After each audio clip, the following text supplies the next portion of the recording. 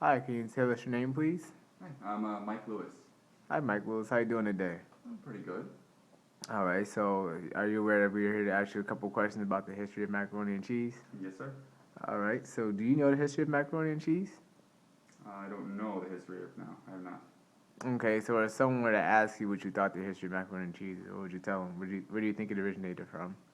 Um, I mean, like most recipes, I would imagine that it's probably a failed experiment. It could have been any kind of pasta dish that maybe they didn't have any tomato casing or anything, so it could have just been you know really of anything. I would imagine probably American. It seems more of a modern dish. Okay. Um, how important is macaroni and cheese to your family? I mean, not really important at all.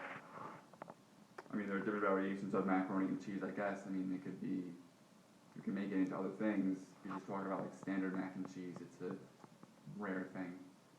Okay. Um, how would you say your family makes macaroni and cheese?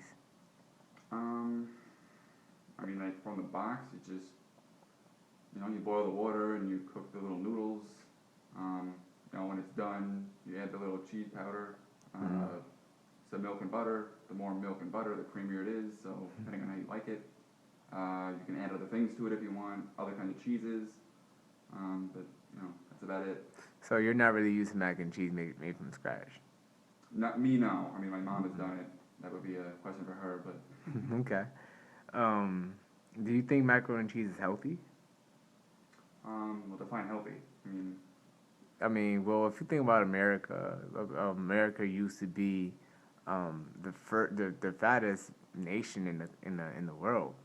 Now it's actually Mexico. So unhealthy can be anything that's basically obese, that's death, can cause death or unhealthiness. So, you know, cheese in itself is actually very healthy. There are a lot of vitamins in it, but like anything, too much is bad.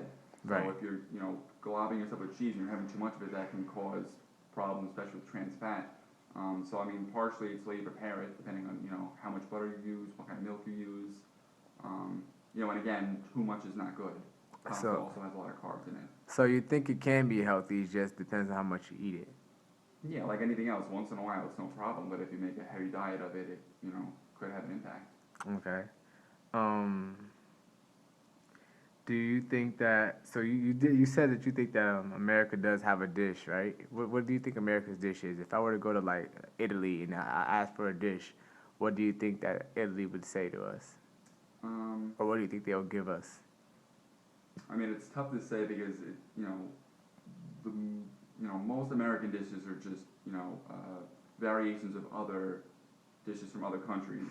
Mm-hmm. So to say an American dish, I mean, first of all, it depends on what part of America you're in, because we eat very different things, and another part is, I guess age. I mean, an American thing you would think of, hamburgers and hot dogs.